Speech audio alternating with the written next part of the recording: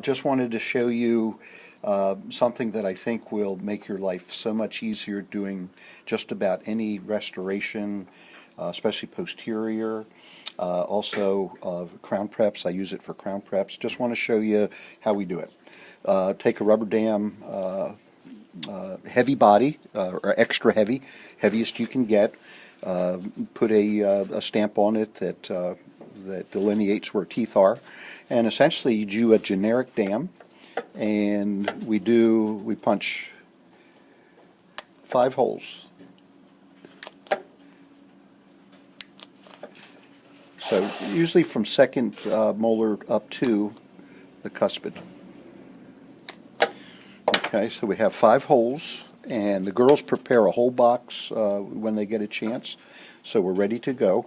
It's called split dam, and essentially what you do is you just then cut all the holes except for the last one, which is the cuspid.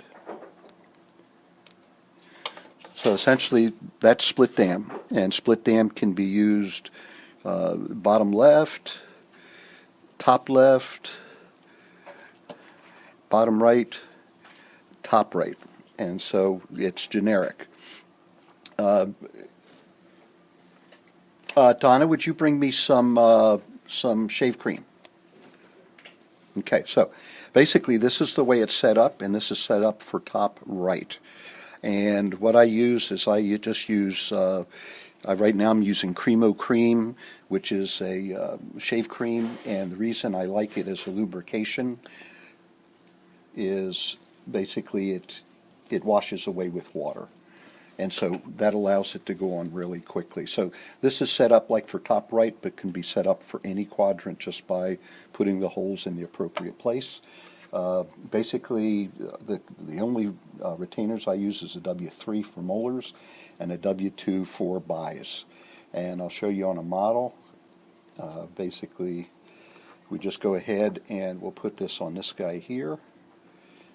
Okay, and then it's a matter of just, well, actually that's for top left, but so we'll just switch it, show you how easy it is. And I always keep the rubber dam very loose because otherwise it may pull the retainer off. And essentially what it is it's just pulling it over the retainer, going up to the buy.